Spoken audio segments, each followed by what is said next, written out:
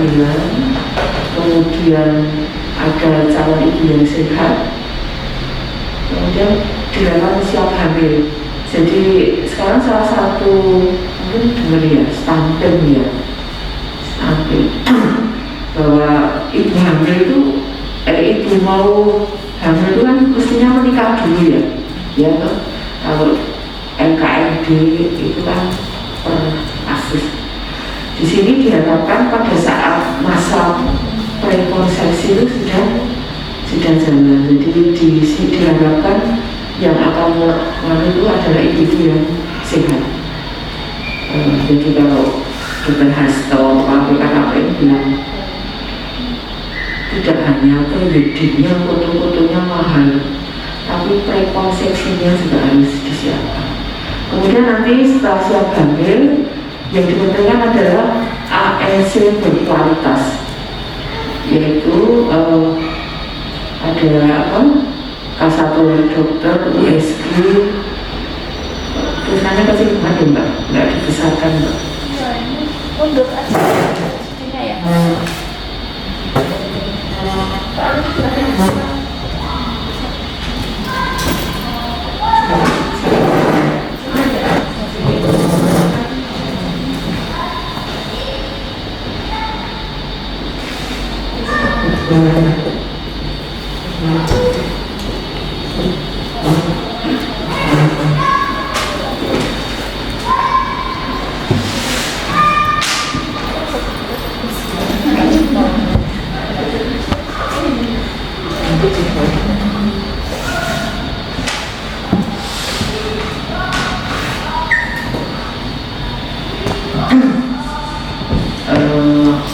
Ada di ANC berkualitas ini nanti ada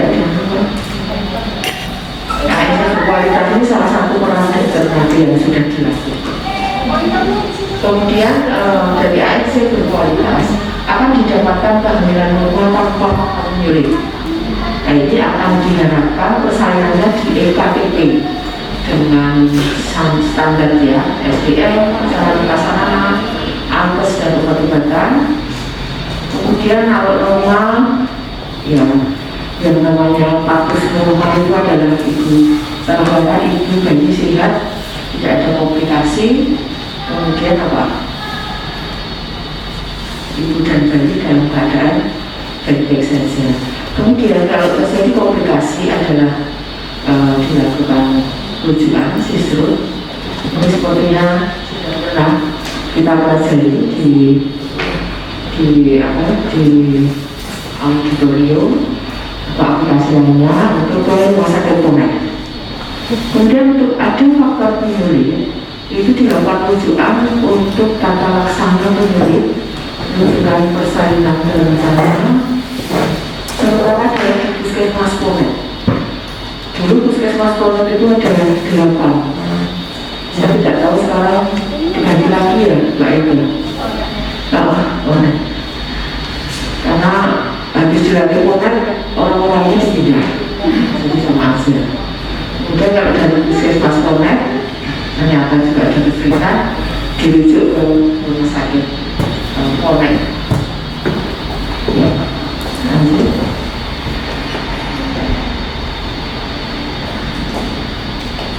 Ini model apa ya?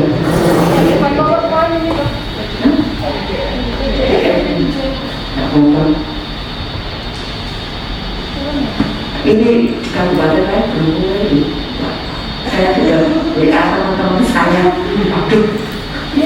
Mereka kemarin ketinggalan nanggapin yang BOK aku tahu.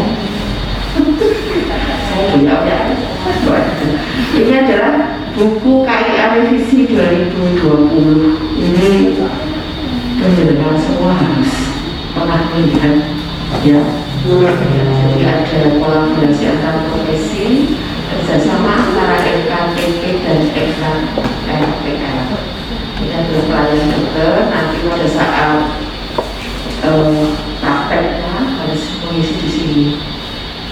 Ini kehamilan, ini adalah dokternya. Ya. Kemudian ini K1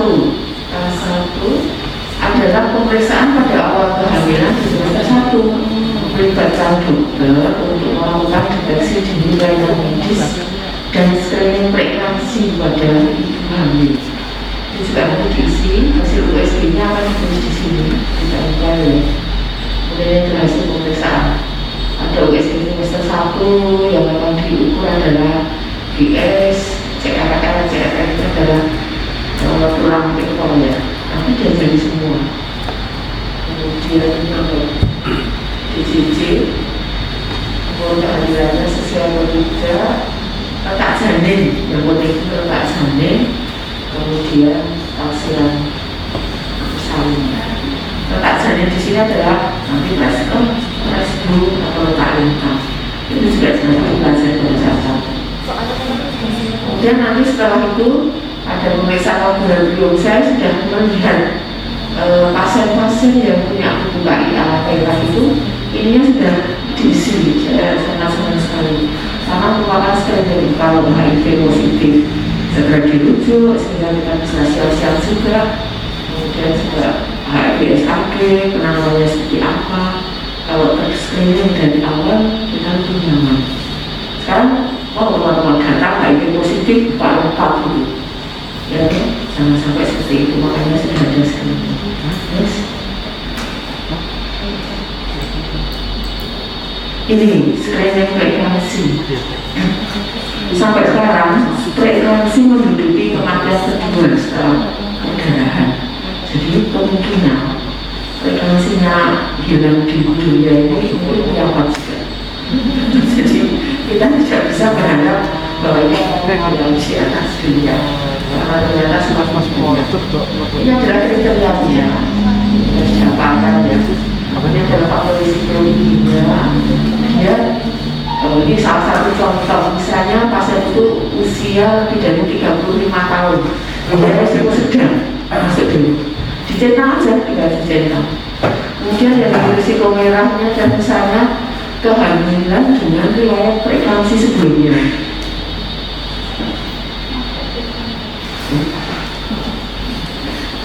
Selain lagi ini berarti langsung dikira. Kalau pasien bilang, dok, saya yang hamil kemarin tensinya tinggi loh, nah itu sudah langsung masuk di sini. Ya, penyakit ginjal, yang untuk itu. Jadi teman-teman nanti di puskesmas itu mengasah lagi faktor risiko yang menyebabkan apa? Yang preeklampsi itu sebagai sedang dan bagus. Jika dua risiko sedang, warna kuning di atas, atau satu risiko tinggi, ini segera dirujuk. Nah, gampang loh, cuma dapat kuningnya 2, kuningnya 1, dirujuk. Meskipun nanti pada saat sudah ketemu dokter spesialis akan kita kembalikan. Ini nanti diobati ini kan nggak mungkin pasien ini ditarik terus ke mana, ke rumah sakit. Pasien ini belum tentu mau ke rumah sakit yang jauh-jauh. Ya. Puskesmas saja kadang juga harus disebut. Kemudian ini adalah konsep pencegahan kematian ibu dengan deteksi dini saat ANC.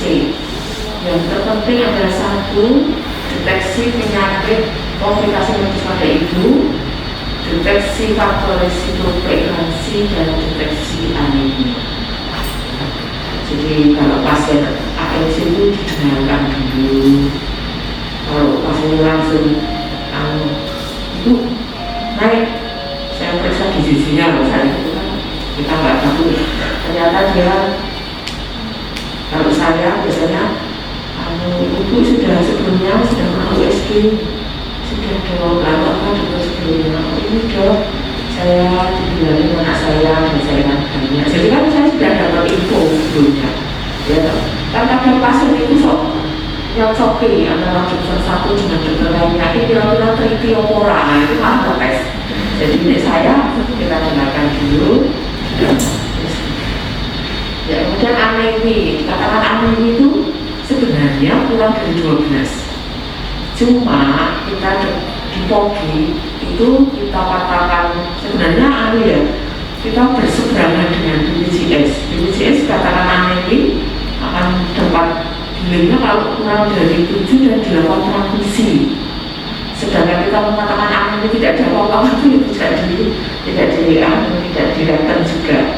Cuma kita SPOG lah bahwa karena proses kehamilan sehingga terjadi pengenceran itu habis 10 itu masih kita anggap aman, meskipun tetap kita harus meningkatkan. Cara meningkatkan yang paling mudah adalah tablet SF-nya ditambah 2 kali 1 ya, itu masih bisa dikerjakan. Jadi kalau lebih dari 10 jangan dibiarkan saja, tambah saja 2 kali 1, nanti setelah sebulan 2 bulan dicek ulang HB-nya naik apa tidak. Tapi kalau kita berani aja mau dikasih berapa aja, mau itu terminasinya kan harus diokasi. Tapi kalau di puskesmas kan jalannya panjang, jadi harus kita berbeda dulu. Oke? Ya.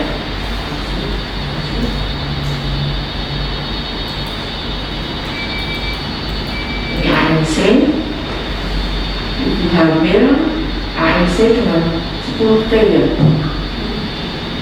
Kemudian ada yang kita lihat adalah masalah gizi, risiko. Ini kalau nggak salah dikatakan kelas apa kan? Yang itu semuanya bareng-bareng memeriksa itu puskesmas itu kan? Enggak, sudah padu, komplikasi bidana, sehat, penyakit tidak menular, ininya semua itu harus diperhatikan. Kalau misalnya ada masalah gizi, ada gizi jenis puskesmas, ya. Kemudian berisiko yang sekarang menjadi bom waktu itu apa? Gemuk, jangan sampai pasien ambil gemuk-gemuk kita deg-degan ya. Jadi kalau misalnya jadi dari awal gemuk ya tetap dikonsulkan gizi biar pola makanannya diatur. Karena gemuk itu nanti yang menjadi permasalahan adalah trombosis. Itu dia lahiran, trombosis akhirnya tiba-tiba pasiennya meninggal pas ada di situ dulu pengalaman yang lalu itu gemuk sekali. Kemudian kalau misalnya tetap gemuk oleh layanan di puskesmas, diadviskan ke bidannya untuk milah-milih biar tidak terjadi trombosis. Ya, jadi show dia sana meskipun dia masih habis lahiran tidak boleh berjejer tiduran ya, karena itu akan merangsang untuk terjadinya trombosis. Karena ini kalau ada komplikasi pidana, penanganan komplikasi dan persiapan rujukan, kalau sehat ya sudah tinggal menunggu persalinan bersih dan aman serta perawatan bayi lagi. Sebenarnya kalau saya melihat laporan Mbak Indah itu, pertolongan persalinan normal itu 80% ke atas tidak ya. Dokter Osvi itu cuma ngurus sih nggak sampai 20%. Cuma 20%-nya itu kan sudah berisiko tinggi semua. Nah itu yang menjadi masalah.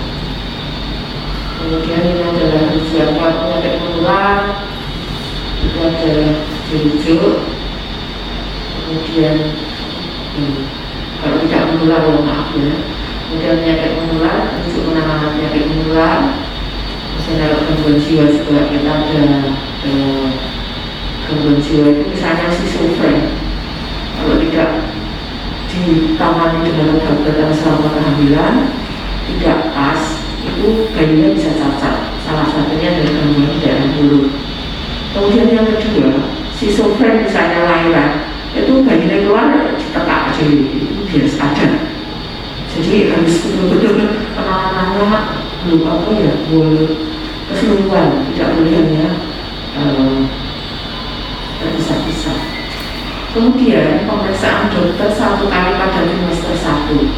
Ini diharapkan dokter itu memeriksa di trimester 1. Jadi nanti pada saat itu ada pasien datang itu paling enggak dari bidan poli KIA-nya menyarankan untuk merujuk sekali di dokter, harus diterima ya. Jangan saya nggak biasa orang saya jangan loh, ini itu memang sekarang mau diubah sistemnya kok biar dokter itu menjadi salah satu tujuan juga menurunkan lagi ya. Karena dulu saya pernah ada pasien waktu saya ngadakan di sini seminar sekarang itu bilang ada yang ngacung, dok kita kita tuh dokter puskesmas boleh nggak sih menangani preeklamasi? Waduh, saya kan bingung. Oh, saya di koas itu salah satu ujiannya itu adalah manajemen terapi pada preeklamasi. Dan semua bisa semua, itu kan kompetensi untuk menjadi seorang dokter adalah salah satunya adalah manajemen terapi pada preeklamasi harus bisa. Ya. Kemudian ANC dilaksanakan minimal 6 kali selama kehamilan. Trimester 1 2 kali, berarti 1 kali kalau bidan, 1 kali dirujuk di dokter puskesmas. Nanti ada kajian juga USG apa yang harus ditemukan. Kemudian kehamilan di trimester 2 1 kali, trimester ketiga 3 kali. Ini juga ada pemeriksaan dokter puskesmas 1 kali di trimester 3 untuk deteksi komplikasi kehamilan atau mempersiapkan rujukan persalinan jika perlu.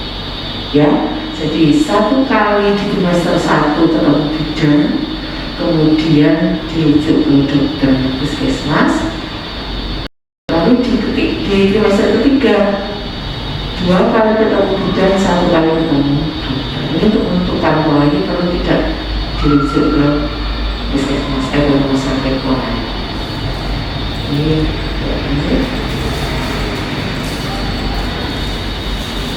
izin dok baru sampai slide ke 8, waktunya tinggal 15 menit dok untuk yang materi ini. berapa slide ya? Ada 8. Diperkirakan lebih dari 50% ibu hamil di Indonesia sejak awal kehamilan sudah berada dalam kondisi tidak sehat. Nah ini yang harus saya katakan prekonsepsinya. Ya. Lanjut, ini penelitian itu ternyata 48,9% ibu hamil itu anemia.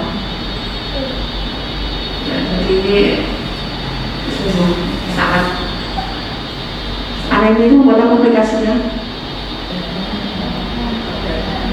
perdarahan, kemudian ada kelainan gitu. Ya lanjut. Kemudian ini kan, ini juga ternyata hamil itu sekitar tahun 2007 ya, hijau ini ya. Tahun ini makin lama makin rendah. Mungkin menjadi tubuh HP, menjadi tubuh mesin. Ya, apa pulsa ya?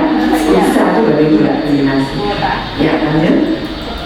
Ini preferensi gizi, nah ini juga ternyata preferensi gizi atau tingkat obesitas itu di paling tinggi itu di usia 20 sampai 49. Makin lama makin tinggi. Jadi kalau dia hamilnya di atas 30 ya potensial untuk semakin tinggi. Kayak saya tuh habis melahirkan tidak turun-turun potensial gemuk. Ya, next. Ya. Kemudian prevalensi obesitas pada penduduk berusia lebih dari 18 tahun meningkat dari 15% menjadi 21%. Ya, jadi memang mungkin pola makannya ya di Indonesia itu kan kalau belum makan nasi kayaknya belum ya. Kemudian ini jadi kurus sekali, intervalan atasnya berapa? Dikatakan kurus kurang dari 23,5 ya. Kemudian obesitas itu merupakan kondisi sakit, memerlukan pemeriksaan lanjutan untuk mendeteksi kemungkinan adanya penyakit penyerta atau komplikasi medis lainnya. Harus dirujuk ke EKTRL yang memiliki tenaga dokter spesialis OSGI, spesialis penyakit dalam dan spesialis disiplin. Kemudian tata laksana ibu hamil dengan PEG dan obesitas adalah kolaborasi. Nanti sebenarnya ada divisi klinik itu berapa kalori yang setiap hari harus dimakan. Kemudian fokus pada identifikasi masalah medis yang mungkin sangat menyetai. Gemuk urus ya, kalau gemuk sekali itu bisa karena penyakit jantung, DM, hipertensi, itu harus segera kita lacak. Kemudian presentasi perempuan hipertensi menurut umur. Ini ternyata makin tinggi usianya juga makin tinggi hipertensinya. Dan kita usia produksi kan tidak sini ya, makin lama makin tinggi. Tapi ya jarang sih yang hamil lebih dari 45 tahun. Ini ada hipertensi kronis. Preeklampsi itu kan ada yang kronis, ada yang tidak. Kemudian ini yang juga yang mengkhawatirkan ya, hamil sakit jantung menurut umur itu ternyata tingginya ya di antara 25 tahun sampai 39. Penyakit sakit jantung hamil itu curah jantung kalau jantungnya semakin besar.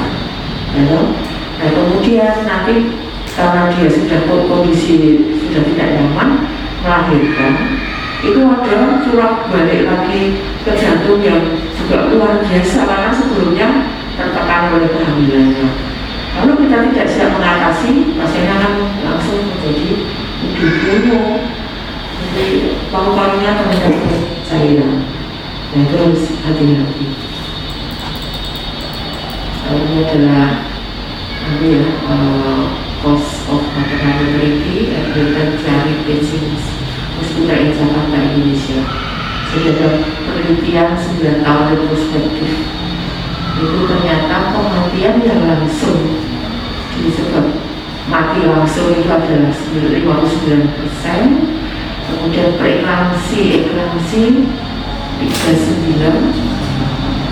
Kemudian disebabkan tidak langsung dari kelainan obstetrik adalah 42%. Disebabkan oleh kondisi cardiac disease dan HIV. Mungkin lagi ya. Kemudian ini adalah rincian dari tabelnya. Sekitar 59 itu penyebab kematiannya yang langsung adalah preeklampsi itu dianggap langsung menyebabkan AKI. Sehingga kalau kita bisa mencegah di sini, kita bisa menurunkan sekitar 39%. Ini adalah penyakit-penyakit yang tidak langsung. Kardiak ternyata paling tinggi, HIV juga tinggi, malignansi itu ada, kita 3 di tahun ini 2 malignansi. Kemudian DHF, acute fatty liver juga ada. Ini hematologi disorder ini salah satunya thalassemia. Jadi kalau ada pasien datang dengan perdarahan banyak, jangan dibilang ini karena thalassemia, ini salah satu. Piroid, teman-teman nanti paling nggak bisa mengetahui pada saat puskesmas, ini keadaan ini. Nanti akan diajari oleh dokter, tapi dalam dokter malam. Kemudian ini adalah pemeriksaan dosis ketiga untuk dokter untuk melakukan evaluasi kondisi medis serta obstetrik ibu hamil dan membuat rekomendasi. Ini juga nanti akan diisi pada saat praktek. Ini ada tempat ANC yang paling banyak adalah di dokter dan bidan, puskesmas. Nah kita akan memperbaiki yang di sini. SPUB itu cuma 13,4 loh. Neng SPUB itu sedikit ya. Tidak. Ya, dokter yang naik kita mau pengen ini loh. Ini kita istri. Ya agak sama lah. Ya, lanjut. Ini adalah pencegahan kematian ibu akibat preeklampsi berbasis bukti. Primernya yo tidak usah hamil kalau tidak berkepentingan. Sudah seperti itu. Kemudian sekundernya adalah kita pengen di sini tuh mendeteksi sedini mungkin faktor risiko. Ini adalah aspilet, kalsium, vitamin D3, cysteine. Aspilet harus mulai diberikan kalau pada pasien dengan faktor risiko. Tapi saran saya ke SPUB dulu, nanti kita lanjutkan di puskesmas. Diberikan setelah umur kehamilan 16 minggu. Sedangkan kalsium boleh diberikan sedini mungkin, maksimal sampai 3 kali 1. Jadi misalnya pasien ada riwayat preeklampsi, begitu dia hamil langsung bisa diberikan kalau 3 kali 1. Vitamin D dan cysteine. Kemudian pencegahan tersier adalah menata laksana preeklampsi, komplikasi yang menyertai dan mencegah terjadinya kejang. Ini saya sudah diajarkan di mana-mana ya. MGSO4 boleh memberikan MGSO4 Kalau tidak yakin dengan IV, berikan dengan protokolan dukung diri 8 gram, jadi 4 gram protokolan dukung diri, baru dirujuk ya. Kemudian terminasi kehamilan kalau bisa di rumah sakit. Yuk lanjut. Ini contoh ya, pasien datang dari puskesmas, hipertensi stasional, nadinya mulai 120 kali, belum ada sesak, berat badannya 89, tinggi badan 151, USG-nya dari letak lintang, terapi SF dan kalak, ini 27 minggu ya. Kemudian diajarkan untuk kontrol 2 minggu lagi. Ini tensinya masih 124/84, dikatakan tensi tinggi kalau di atas. Hah? Oke, itu naik lagi. Nah, ini pukul 16 Julinya tanggal 4, ini contoh kasus ya. Bidan desa ditelepon suami hamil mengatakan istri batuk dan sesak. Posisi bidan sedang tidak di puskesmas. PKD itu polides. Kemudian pada jam 17 bidan desa menelpon suami kalau sudah di PKD. Pukul 17 langsung dilakukan analisis dan pemeriksaan. Pada sejak semalam sesak mulai 5.30, ditambah berat di jam 4. Nah, kemudian tanggal 16 Juli ini tanggal jam 6 nya langsung ke puskesmas, sesak nafas, tensinya 140/90, dan didiagnosis dengan dulu ada preeklampsi ringan, sekarang nggak boleh hanya preeklampsi karena kalau bilang ringan itu ya meremehkan, yaitu pasang infus RR, NG 4/40 dan 8 gram dirujuk, tambah sesek, gelisah, turun dari ambulan pasien kerja.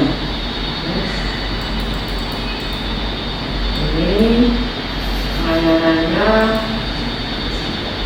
ringkasan dari lintasnya. Pak F-nya sekarang 4 kali. Oh ya, ini Pak F-nya ya. Kemudian ya, ini yang di sini. Kemudian dirujukan ada konsultasi obstetri dan medisnya. Rujukan RKTRL ya. Kemudian karena ditemukan ada tadi ya, kuning sama merah itu kan berarti sudah indikasi untuk dilakukan rujukan. Dilakukan dengan diagnosis.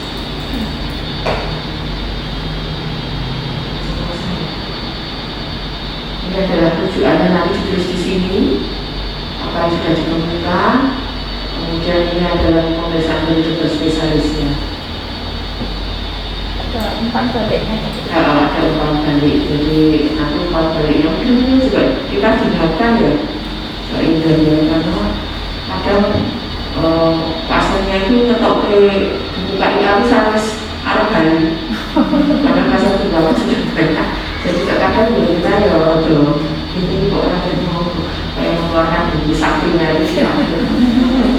Jadi ada umpan balik sehingga nanti kalau pasien saya sementara ini saya selalu bilang sama kepala desa, Mbak boleh ini dan koordinator dilaporkan kalau kita kembalikan pasien ini masih dalam keadaan hamil ya dipantau. Selama ini seperti itu. Jadi kalau misalnya dia ada gangguan lagi langsung IGD, dan kita biasanya sih sampai saat ini masih seperti itu. Jadi saya itu malah senang di sini.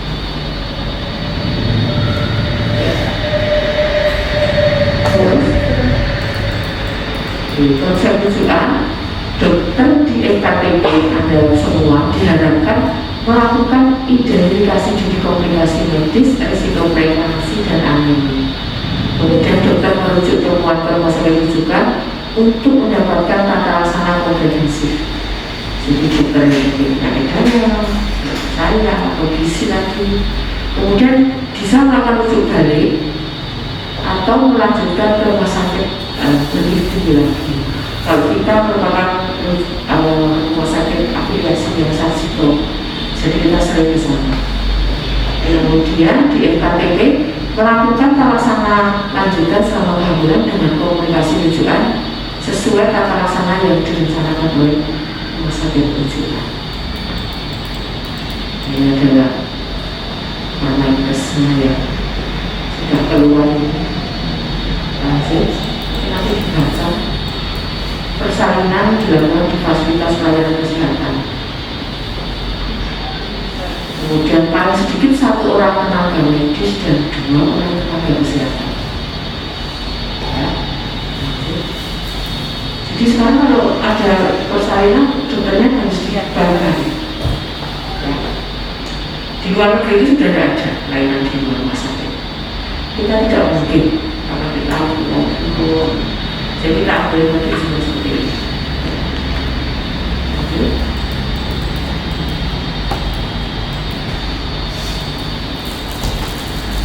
Ini adalah ya, saya kira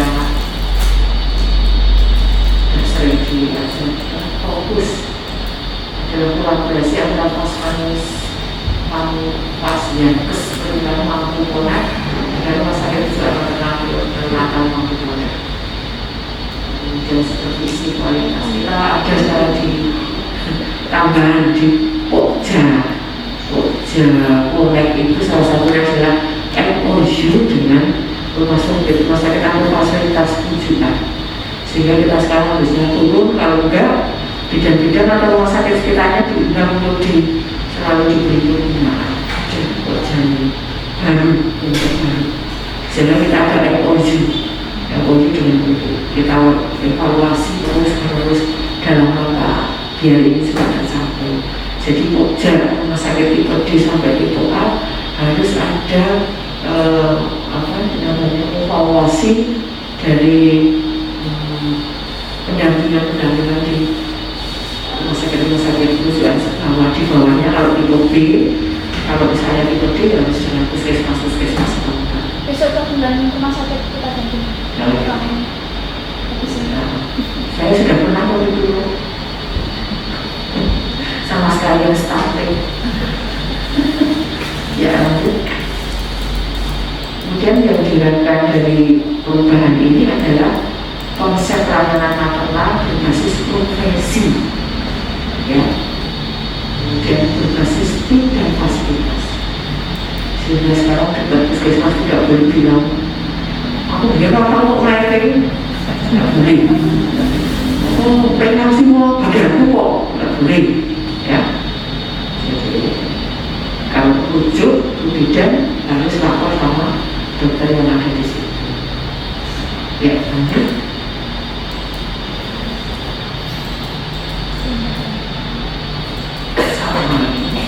Jadi kalau di ini yang saya di atas ini ada SPUG, penyakit dalam, SPA, ini adalah tim koneknya ya. Di RSUD sini sudah 3 tim konek. Kita semua sudah berangkat 7 hari pelatihan meninggalkan pasien dan meninggalkan rumah sakit. Ya, jadi betul-betul mengapa pemerintah itu sangat responnya luar biasa, betul-betul menurunkan. Karena sampai sekarang itu 1 pesawat penuh setiap tahun, 1 pesawat penuh Boeing isi penuh aku saya mati bulannya. Jadi kumpul ke sana Indonesia untuk pakai pesawat, nah itu. Ya, maksud kita mulai kan di Singapura yang aman hanya berapa persen tanpa kematian, tidak mungkin. Jadi kita ini masih termasuk apa ya, kalau tidak istilahnya kalau kematian masih tinggi, otomatis kita dianggap negara terkenal. Ini adalah WHO ya, bagaimana kita secara aman dan secara bentuk bayinya. Jadi kita harus mengamankan ibu dan bayi yang lahir. Berapa menit? Ayo sekarang tangannya di atas dulu. Ya, gerak sana, gerak sini. Ya, ini pelatihan yang tidak menyenangkan. Karena akan mendengarkan orang ngomong terus. Jadi apa? Sebenarnya kalau latihan yang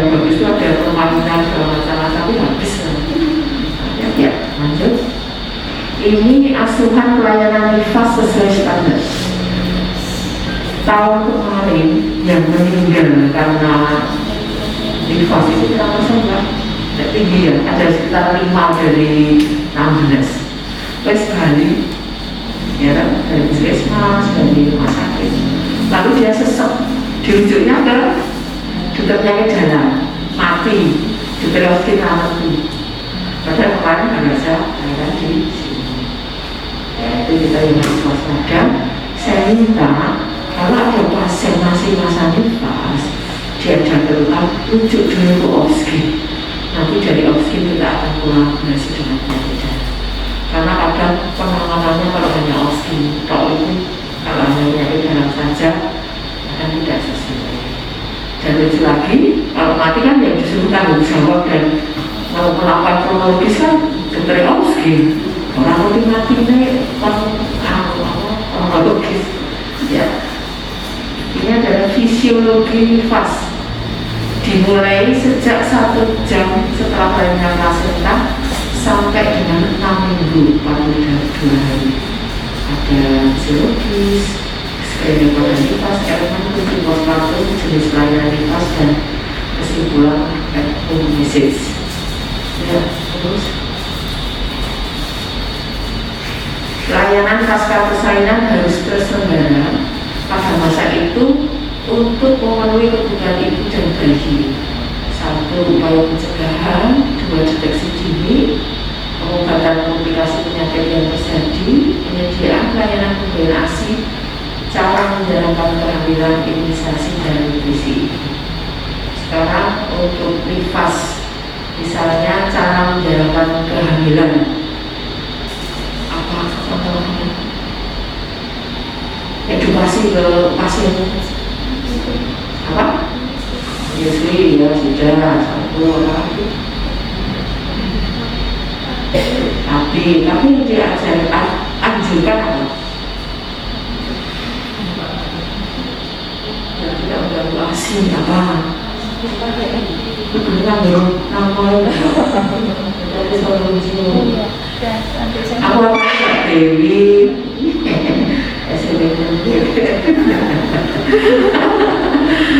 Saya pakai itu ya, apa tulisan tempel kita dulu. Kita akan bersama-sama loh, lama loh. Nanti setelah tak nyanyi, ya, setelah tadi, karena di pundak Anda dengan semua harapan kita. Ya, yuk lah.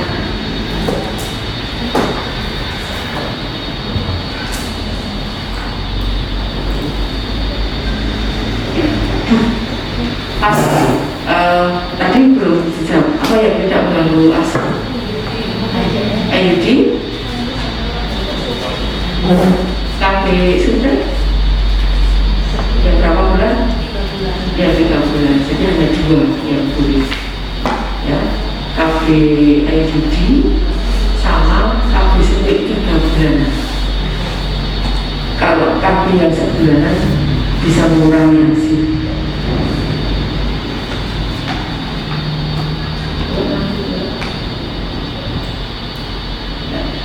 Maaf, kemudian kalau untuk di puskesmas itu 24 jam setelah melahirkan baru dipulangkan. Ada yang bilang waktu itu pertanyaan online, "Mama itu tempatnya cuma 2 ibu, lalu datang lagi ya ini saya pulangkan." Mereka ada, itu tidak boleh. Pokoknya 24 jam, ya. Dan perlu ya juga itu boleh ruang bidan, ruang jaga dokter itu boleh 24 jam. Kemudian ini untuk apa toh? Kok kita harus 42 hari kita perhatikan sistem reproduksinya itu dia akan kembali seperti semula.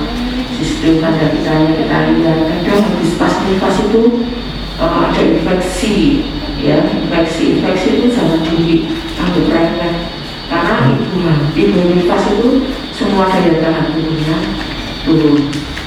Kemudian psikologisnya ada yang namanya bibis ya, atau saya sudah pernah ngomong di selatan mungkin aku misalnya di stres masih sakit, gak ada yang ada, itu kan lama-lama kan jadi merasa ini siapa yang belum lahir kan? Semua sudah. Apalagi kalau di kayak dokter Oz gitu kan, nggak bisa lama-lama istirahat nifasnya ya. Disuruh cuma istirahatnya berapa hari habis itu suruh kali. Tapi saya pikir saya waktu habis lahiran itu disuruh balik praktek dokternya ya, lain saya. Dokternya saya kesusu agak banyak dulu wajar. Orang habis lahiran kok suruh balik praktek. Sistem hormonalnya juga sedang ada perubahan. Sistem pertemuan ini yang sering terjadi ada gangguan karena luar yang negen sehingga kadang terganggu pipisnya. Ada sistem ya lanjut.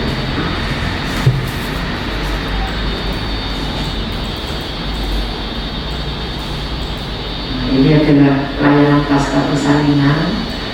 Jadi itu kalau habis lahiran itu dikasihkan ibunya itu biar disawang, dilihat itu nanti ada kontak, kemudian ibunya merasa bahagia, senang, akhirnya dari otak itu akan terjadi keluarganya itu menghasilkan prolaktin, akhirnya asinya jadi banyak sekali. Jadi kalau ada pasien hari pertama setelah lahiran belum keluar asi itu tidak usah bingung. Bayi itu kan kalau keluar lambungnya itu cuma segini itu, aku isinya nyopok, ya kan? Biasanya dalam 24 jam nanti akan cek terus dulu. Yang penting bayi kuning di hari kedua ketiga itu sudah pasti normal.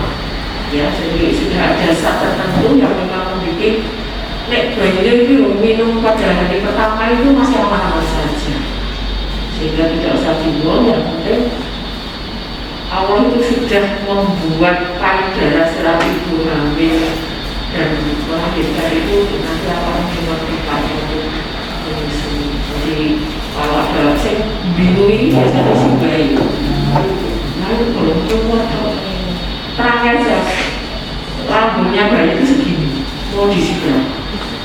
Ya, jadi nanti biasanya harus seperti itu. Ya, lanjut. Ini screening nifas, periksa darah, PPV-nya, kondisi perineum, ada infeksi, kontraksi uterus, tinggi kudus. Ini harus belajar lagi ya tentang kemudian nilai fungsi berkemih, fungsi cerna, penyembuhan luka-luka, sakit kepala, rasa lelah dan nyeri punggung. Tanyakan ibu mengenai suasana emosinya, bagaimana dukungan yang didapatkan oleh keluarga dan pasangan dan masyarakat untuk perawatan bayinya. Ya, lanjut.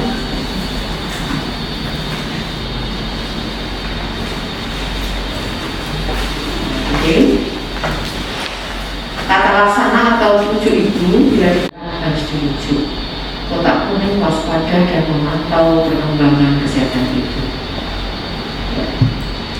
Ini adalah algoritmanya. Jadi kalau wajah kulit jadi udah yang kondisi dikasih sapu ini ya. Mungkin dikumpulkan rapat bulanan, kemudian dijadikan semuanya belajar. Semuanya sama-sama belajar. Lanjut. Ini adalah permasalahan yang timbul. Misalnya sih ya, bisa sendiri. Ya. Jadi algoritma nifas. Kemudian informasi penting pada setiap hubungan adalah kebersihan diri. Membersihkan daerah vulva dari depan ke belakang setelah mulai kecil, mengganti mulut minimal 2 kali sekali, mencuci tangan dengan sabun dan air sebelum dan sesudah membersihkan daerah kelamin. Kemudian istirahatnya cukup atau tidak. Dan ini adalah artian pentingnya otot perut dan panggul, otot perut bagian bawah. Ini yang mungkin harus dipraktekkan. Kemudian berdiri dengan kedua tumpai dirapatkan, tahan dan kencangkan otot pantat pinggul sampai dengan 5 dan ulangi sebanyak 5 kali. Ada juga mungkin kelas ini masih ada di kelas.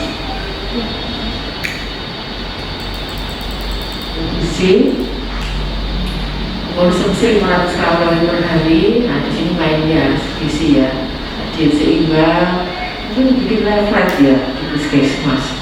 Kalau nifas apa yang harus dikerjakan.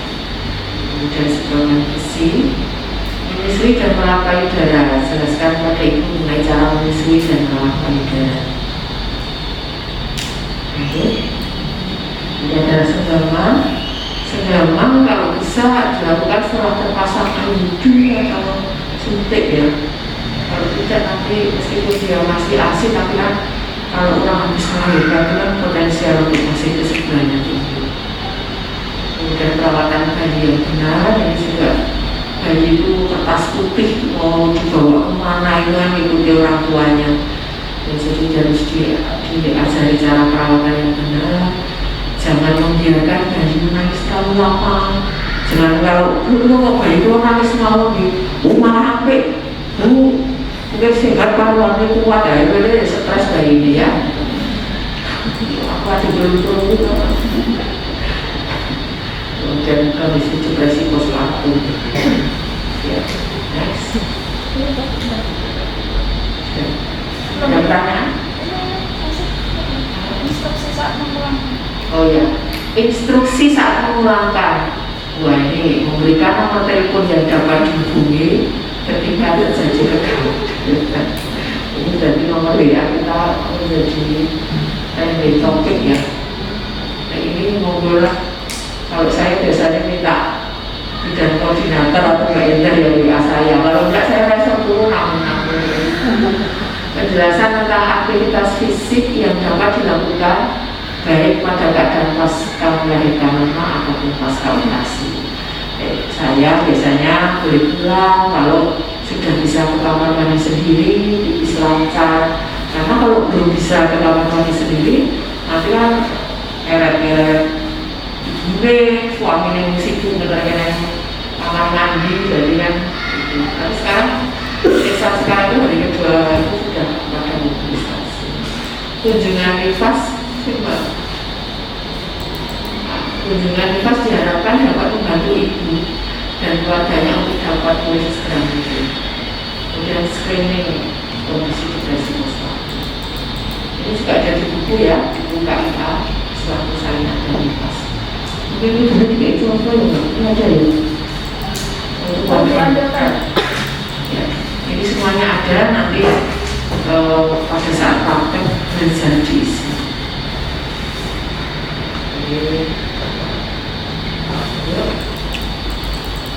Ini adalah pengenalan buku yang baru.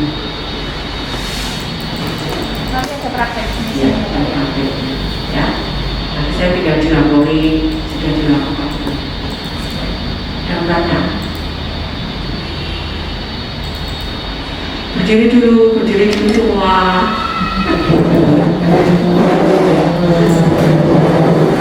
Goyangan, goyang kiri, diputar. Iya. Saya SBK-nya mungkin kan kalau ayam chicken itu kan enak ya sebentar. Ya, untuk menggugah konsentrasi mungkin kalau kita sebut gajah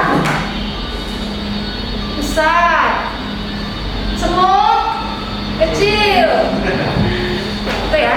Oke, gajah besar, semut kecil, gajah besar, semut kecil. Oke, silakan duduk. Ternyata konsentrasinya bagus.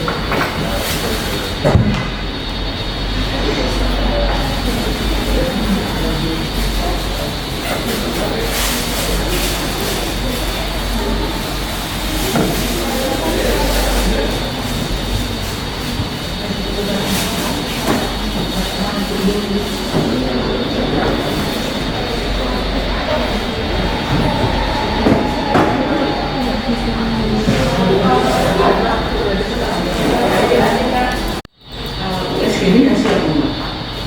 USG-nya udah siap juga? Sudah datang semua. Kemarin sudah uji fungsi semua. Di Wonosobo belum? Saya tanya dokter A belum?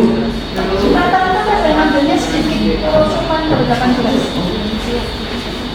Tarik pakai ada di sini. Ya, perdarahan.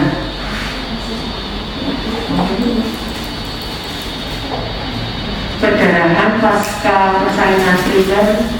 Perdarahan pasca persalinan adalah perdarahan pasca persalinan primer.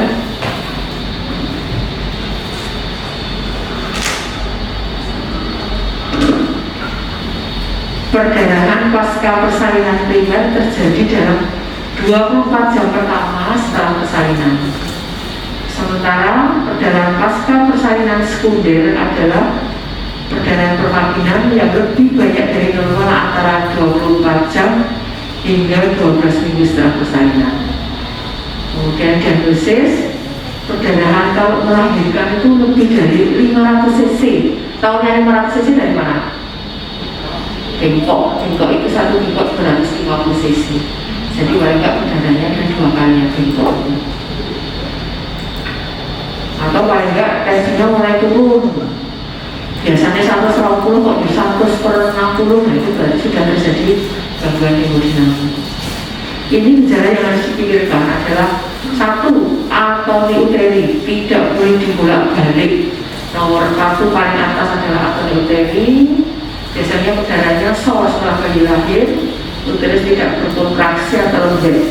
Kalau dipegang itu kayak balon basah itu, lempek ya, jadi biru-biru. Kemudian tensi plasentanya belum dilahirkan dalam 30 menit setelah kelahiran bayi. Sisa plasenta kalau plasenta terus bagian selaput tidak lengkap. Ini biasanya kalau plasenta keluar itu akan kita lihat ada kotiledon yang hilang. Itu harus tetap pada saat kita puaskan seperti itu ya, jangan lupa. Probekan jalan lahir, perdarahan segera, darah segar yang mengalir segera setelah bayi lahir. Kemudian ruptura uteri, perdarahan segera atau perdarahan intraabdominal atau pervaginal. Biasanya ruptura uteri itu bayinya sebelumnya baik, tiba-tiba hilang bijinya, kemudian kontraksinya kok sudah tidak ada lagi. Ini biasanya terjadi pada pasien-pasien yang dilakukan stimulasi atau induksi.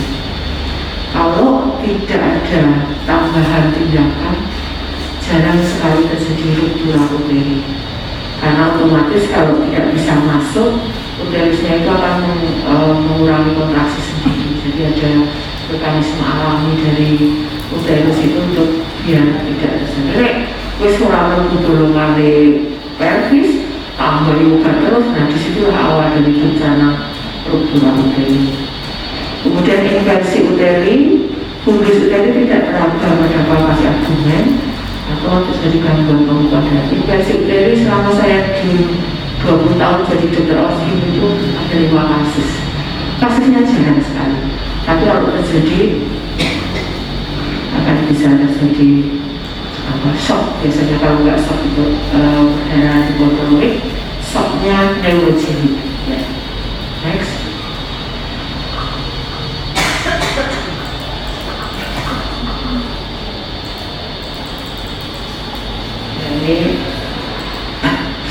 ini malah kayak anu Mbak ya. Ini tim dok. Ini kalau ada perdana ada 3 orang, jadi nggak mungkin kowe pinter ngomong nopo, nek menangani perdana ngomong siji, kita akhirnya diprok, tidak bisa melalui pasiennya. Jadi ada 3 yang cowok itu dokternya ya, kemudian ada yang 2 itu mendampingi, ada yang melihat. Jadi yang penting kalau dilihat ke sana juga. Ini nanti semua diberikan algoritma penanganan. Kalau aku ini penting massase, infus 20 sampai 40 mili. Jadi kalau ada pasien perdana dia sudah terpasang infus, bisa dimasukkan 2 sampai 4 ampulnya oksitosin sambil mencari pertolongan untuk dirujuk ya. Kemudian robekan jalan lahir, lakukan penjahitan usaha semuanya dijahit ya. Nanti kalau sampai sini kok ada yang dimarahi berbaring jahit, lalu bilang sama saya, nanti saya bilang iya lagi, karena yang penting situasional ya.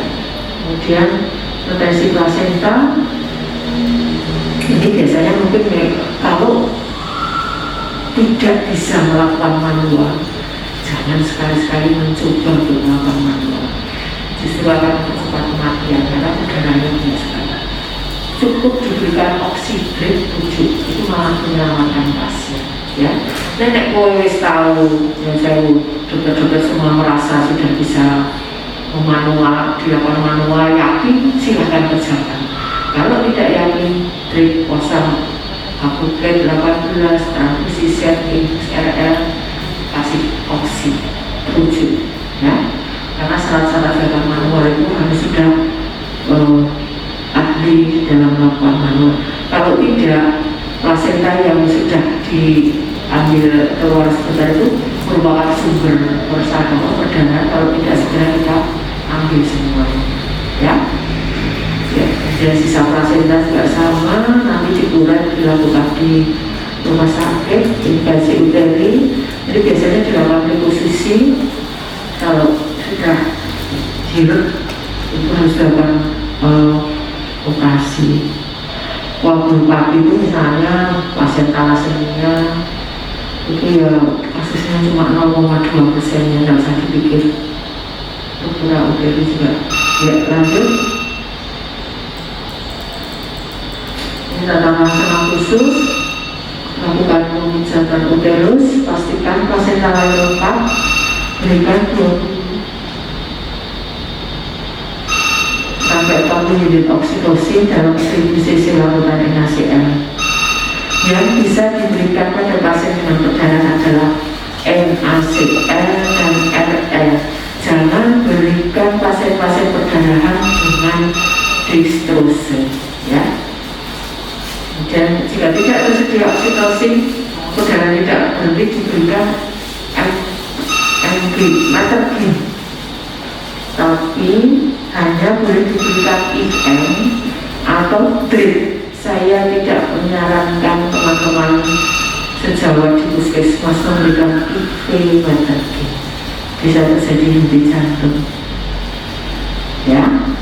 Jika perdana berlanjut, masukkan 1 gram asam tranexamat bolus selama 1 menit, dapat diulang setelah 30 menit. Dalam pemberian 1 jam pertama, ini masih bisa secara terbukti menurunkan perdarahan. Tapi kalau lebih dari 1 jam sudah tidak bermakna. Ya?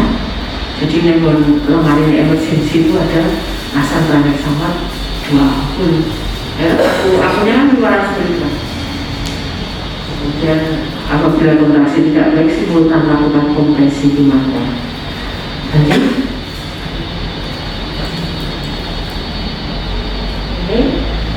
Bila perdana tidak berhenti, lakukan rujukan.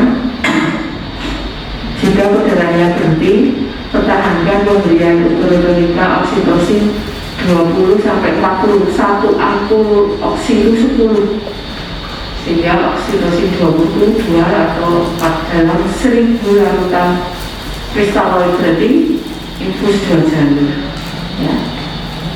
sehingga 12 jam pasca persalinan. Ya, lanjut. Ini bendungan payudara dan mastitis.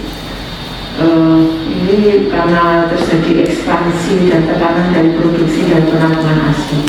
Biasanya payudara bengkak dan keras, nyeri pada payudara terjadi 3-5 hari setelah persalinan. Kedua payudara biasanya terkena. Ya, next. Pencegahannya, hindari posisi menyusui yang tidak baik, tidak membatasi bayi menyusui, tidak membatasi waktu bayi dengan payudara. Jadi bayi ini pengen diberikan terus ya. Hindari pemberian suplemen susu formula untuk bayi. Hindari penggunaan pompa payudara tanpa indikasi. Jadi sebenarnya pompa itu tidak bagus ya. Hindari penggunaan implan payudara. Tidak usah pakai implan aja, habis melahirkan kan seksi-seksi ya. Payudaranya penuh dengan asik ya guys.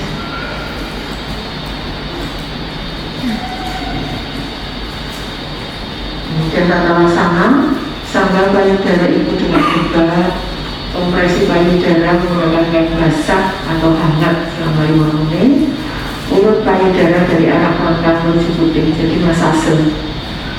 Kemudian susukan bayi kedua atau 3 jam sekali atau sesuai keinginan bayi. Pastikan pelekatan bayi dan payudara sudah benar. Berarti putingnya itu masuk semua ke mulutnya. Ya, jangan cuma ujungnya saja. Kalau ujungnya saja otomatis nanti akan kalau misalnya masih berlanjut bukan antibiotik, amoxicillin saja. Ya, kemudian ini payudara biasanya salah satu aja yang terkena keras, memerah dan nyeri, disertai demam. Demamnya lebih dari 38 derajat Celcius. Paling sering terjadi di minggu ketiga, keempat, postpartum. Pencegahannya segera menyusui setelah melahirkan, menghindari lecet pada puting, jadi area mama itu harus masuk semua ke mulut bayi. Kemudian lakukan variasi dengan berbagai posisi, jadi jangan cuma kanan terus atau kiri terus tidak bisa. Hindari penggunaan bra yang ketat yang dapat menghambat aliran ASI. Next.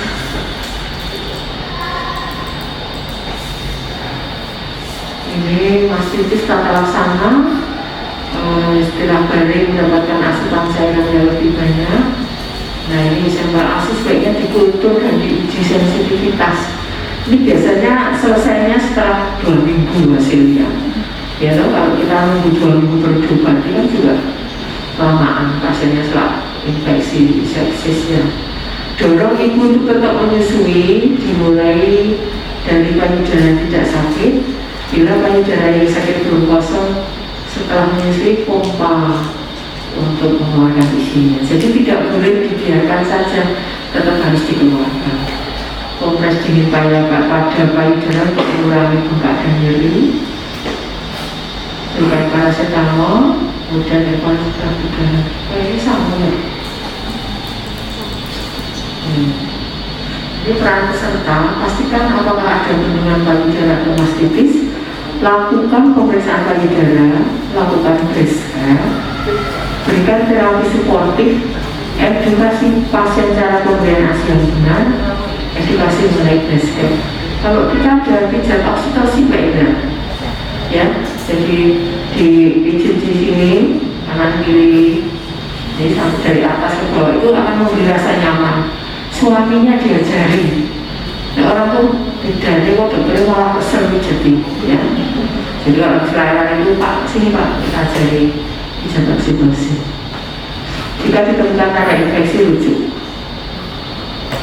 Nah, ini sama ini, ya, peran peserta ya. Kemudian infeksi luka perineum dan luka abdominal.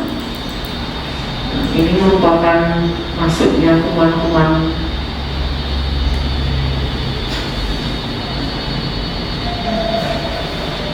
jadi sebenarnya kalau streptococcus sama staphylococcus itu masa inkubasinya 2 hari.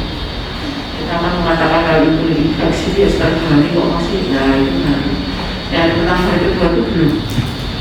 Tapi kalau ada pasien epidemiumnya kok robek lalu tidak dijahit, kalau setelah 12 jam, 8 jam masa itu tidak dijahit itu tetap tidak akan jadi. Jika ada rekonstruksi nanti akan ditunggu setelah nifas selesai. Ya, jadi jangan merasa kayak ini lagi orang ini tak jadi, tidak akan jadi. Karena sudah melewati waktu periode emasnya. Nanti biasanya kita tunggu sampai nifas selesai, kita bersihkan kanan kiri, kita jahit kaki, nanti bisa didistribusi. Memperhatikan tindakan aseptik pada saat melakukan penjahitan, menjaga kebersihan diri. Ini tadi sebabnya sama ya. Peran peserta nih, lakukan pemeriksaan luka, cek laboratorium tanda infeksi, berikan cairan yang cukup jika perlu cairan intravena, edukasi untuk perawatan luka, memberikan obat-obatan dan evaluasi luka pasca perawatan luka dan terapi. Kalau kita biasanya kasih obat yang ada di puskesmas, amoxicillin 500 mg per 8 jam per orang, dikombinasi dengan metronidazole 500 mg per 8 jam per orang, minimal 5 hari, biasanya sembuh. Ya. Lanjut. Ini ada akses seroma dan hematoma pada luka.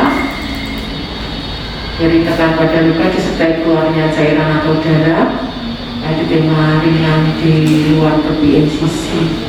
Kita ya apa ya?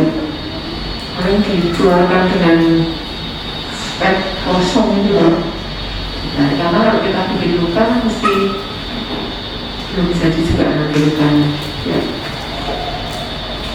Ini sama ya, data laboratorium tanda infeksi, AR-nya lebih dari 12 gitu. Jika cairan yang cukup, kompres, evaluasi luka pasca perawatan luka dan terapi. Apa itu ada rujukan dari mana ya? Daerah-daerah sebelahnya Purwokerto. Jadi yang dijahit mana, yang dimatuk mana? Saya Liputan ya, itu sampai kita kerjakan situ untuk di reposisi. Pasiennya masuk ICU, tambah darahnya 4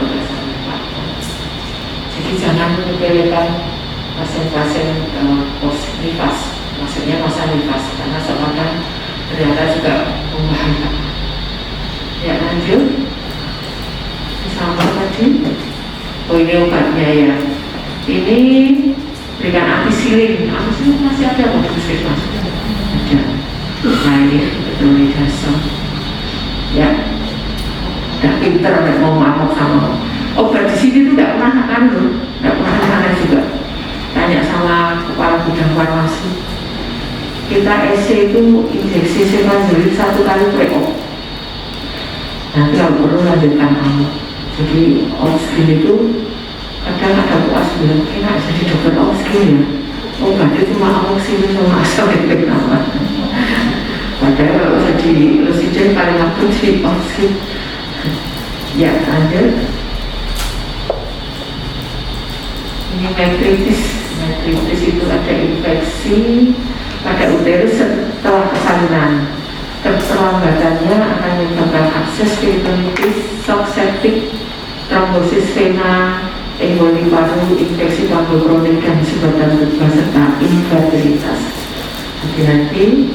Jadi biasanya itu ada beberapa orang tua yang masih menyarankan untuk dipijat di daerah uterusnya itu tidak disarankan. Demamnya lebih dari 38 derajat Celcius, ada nyeri perut bagian bawah, perut yang berbau dan purulen, subinvolusi uterus. Harusnya tahu semua. Oh, 2 hari setelah lahiran masih di bawah pusat. Nah kalau sudah seminggu kok masih di bawah pusat, berarti itu subinvolusi. Ya. Dapat disertai perdarahan tervagina. Kenapa subinvolusi kok bisa perdarahan tervagina? Karena pada saat infeksi itu pembuluh darah cabang dari arteri uterina yang namanya arteriola itu buka semua. Karena dia hanya kecil-kecil dikumpulkan sedikit-sedikit perdarahannya. Nanti beberapa hari kemudian darah yang sudah ada itu drol karena kontraksinya tidak bagus. Itu adalah salah satu tanda kalau ada infeksi. Itu cukup diberikan Glikoxi, Betadine, diberikan antibiotik tadi, sama asam, sama itu. Ya, next. Isi slide, Mbak. Tinggal 13.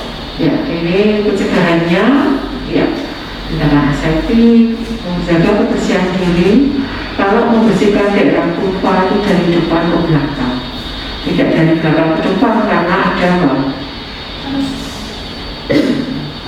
Bakteri yang ada di anus itu, iya, E. coli.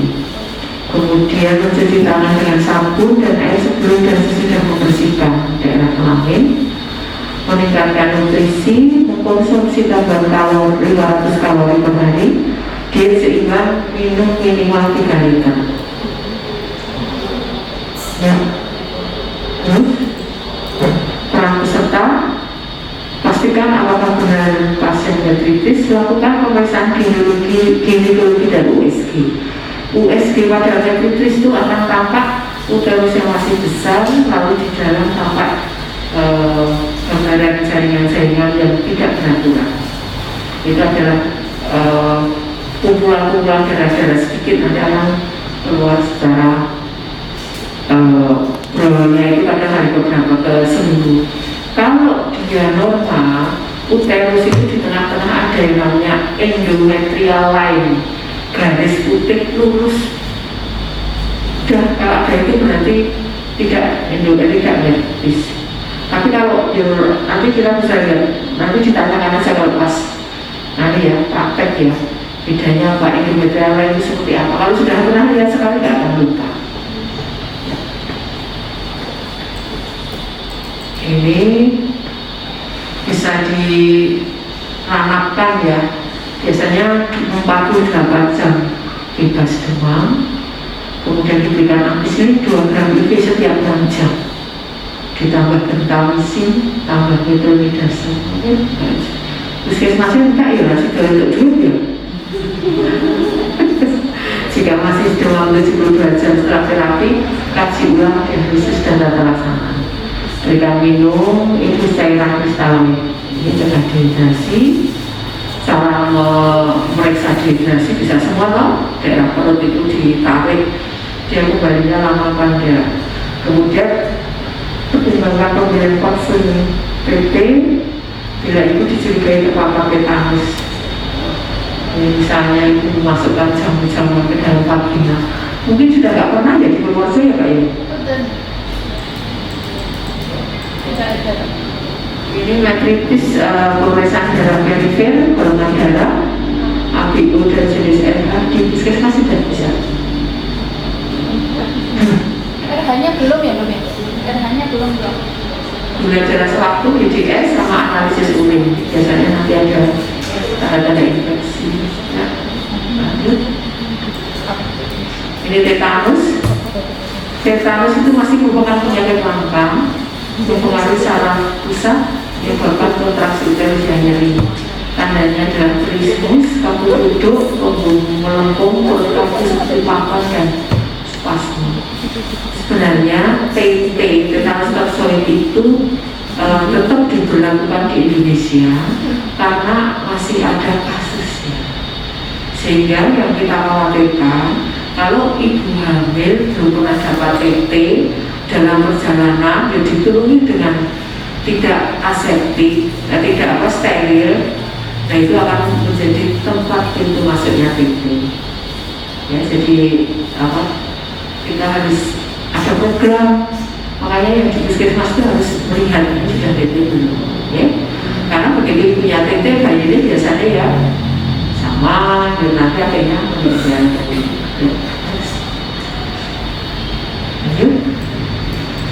Ini pencegahannya, penyelesaian lengkap, menghindari luka tusuk, menghindari adanya sisa paku, menghindari adanya infeksi bakteri lain. Ada tak suntikan untuk TT puskesmas?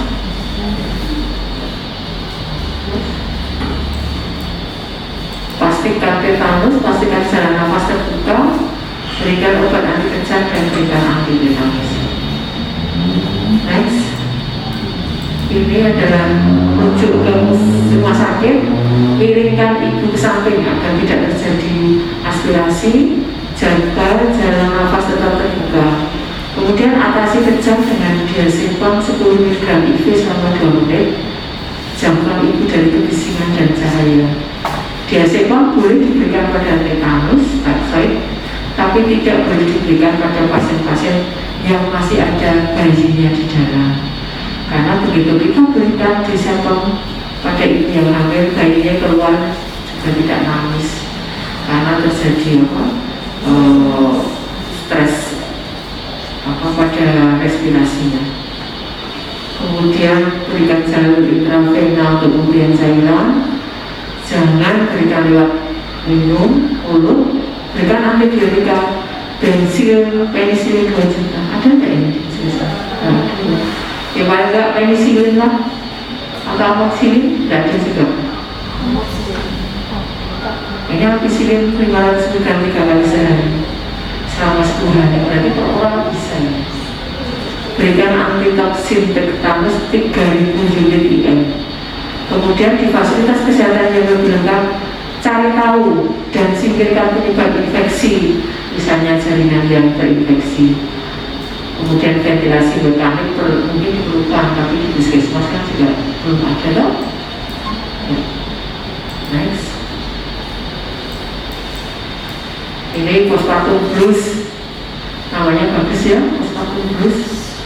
Ada suatu keadaan tingkat depresi sementara karena perubahan tingkat hormon, tanggung jawab baru, akibat perluasan keluarga dan pengasuhan terhadap bayi. Jadi kalau ada pasien melahirkan, itu paling nggak keluarga diminta untuk membantu. Kalau dia merasa sendirian, itu akan timbul postpartum blues ini. Ini bisa menjadi depresi jika tidak tertangani dengan baik. Next, ini adalah distorsi perubahan mood yang tidak stabil, gejala perilaku, gejala psikosomatis, biasanya muncul di hari ketiga hingga ke-10 pasca persalinan, dan ini biasanya ada di rumah. Pencegahan, adanya dukungan keluarga dan keadaan lingkungan fisik yang mendukung, itu otomatis akan bisa mengurangi postpartum blues. Misalnya pasiennya bangun, kemudian ya dikancani, bojone ngontake ngancani, rakitan sepisan dinengke wae, aku yo ngantuk kesel, besoknya begawe meneh ya.